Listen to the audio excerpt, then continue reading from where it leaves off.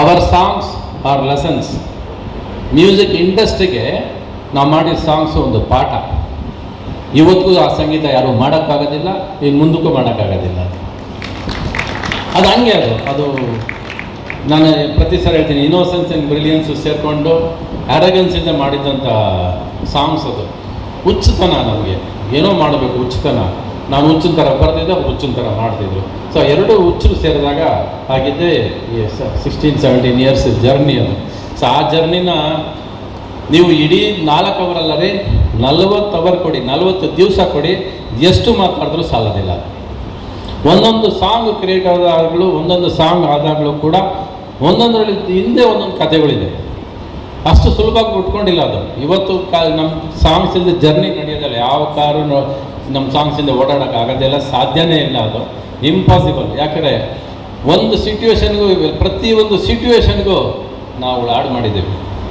ಇಂಥ ಸಾಂಗಿಗೆ ಸಿಟ್ಯುವೇಷನ್ ಇಲ್ಲ ಅಂತ ಹೇಳೋದು ಕಷ್ಟ, ಯಾವುದೋ ಒಂದೆರಡು ಇಲ್ಲದೆ ಇರ್ಬೋದು, ಬಟ್ ಮ್ಯಾಕ್ಸಿಮಮ್ ಪ್ರತಿ ಸಿಟ್ಯುವೇಷನ್ಗೂ ಒಂದು ಹಾಡು ಮಾಡಿದ್ದೀವಿ ನಾವು.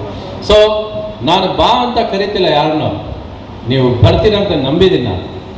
ನಿಮ್ಮ ಈ ಕಾಂಬಿನೇಷನ್ ನೋಡೋ ಖುಷಿ ಪಡಬೇಕು ನೀವು. ಇವತ್ತಿನ ಜನ್ರೇಷನ್ಗೆ ಬೇಕು ಈ ಕಾಂಬಿನೇಷನ್. ಅವತ್ತು ಏನು ಮಾಡ್ತಾನೆ ಬೇಕು, ಈ ಸ್ನೇಹಕ್ಕೋಸ್ಕರ ಬರಬೇಕು, ಈ ಪ್ರೀತಿ ಉಳ್ಸೋಕ್ಕೋಸ್ಕರ ಬರಬೇಕು ನೀವು. ನಾನು ಎಲ್ಲೂ ಯಾರನ್ನೂ ಬನ್ರಪ್ಪ, ಎಲ್ಲ ಬನ್ನಿರಿ, ಟಿಕೆಟ್ ತೊಗೊಳ್ಳಿ, ಬುಕ್ ಮೈ ಶೋ ಟಿಕೆಟ್ ತೊಗೊಳ್ಳಿ, ಬನ್ನಿರಿ, ನೀವು ಬರ್ತಿರ್ರಿ ಅಲ್ವಾ? ನೀವು ಬರೆದವ್ರು ಏನು ಚೆಂದ ಇರುತ್ತೆ ಶೋ. ನಾವು ಮಾತಾಡ್ತಿರೋದು ನಿಮಗೋಸ್ಕರ. ನಾವು ಮತ್ತೆ ಒಂದಾದ್ವಿ ಅಂತ ನಾವು ಬೇರೆ ಆಗೇ ಇಲ್ಲ. ನಾವು ಜೊತೆ ಆಗಿದ್ದೀವಿ. ಜೊತೆಯಲ್ಲಿ ನಾವು ಮಾಡಿರೋ ಕೆಲಸನ ಎಷ್ಟು ಪ್ರೀತಿಯಿಂದ ಮಾಡಿದ್ವಿ, ಎಷ್ಟು ಶ್ರಮ ಪಟ್ವಿ ಅಂತ ಹೇಳೋದೇ ಇಲ್ಲ ನಾನು. ಯಾಕಂದ್ರೆ ನಾವು ಶ್ರಮ ಪಟ್ಟಿಲ್ಲ, ನಾವು ಇಷ್ಟಪಟ್ಟು ಮಾಡಿದ್ವಿ. ಪ್ರತಿಯೊಂದು ಕೆಲಸನೂ ರಾತ್ರಿ ಆಗಲಿ ಇಷ್ಟಪಟ್ಟು ಮಾಡಿದ್ದೀವಿ. ಒಬ್ರಿಗೊಬ್ರು ಮನಸ್ಸು ಚಾಲೆಂಜ್ ಮಾಡ್ಕೊಂಡು ಮಾಡಿದ್ದೀವಿ ನಾವು.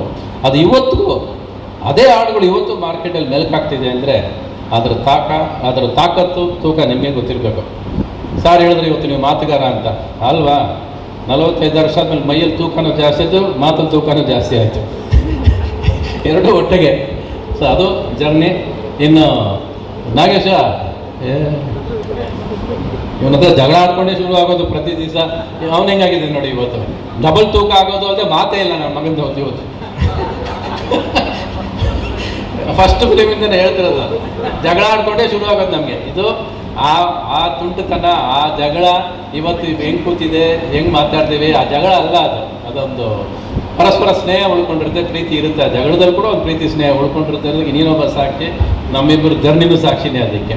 ಸೊ ದಯವಿಟ್ಟು ಏನು ಮಳೆ ಅಂತಿರಲ್ಲ ಮೇಡಮ್, ಮಳೆಗೆ ಎದುರೋಂಥ ಕೆಲಸನೇ ಇಲ್ಲ.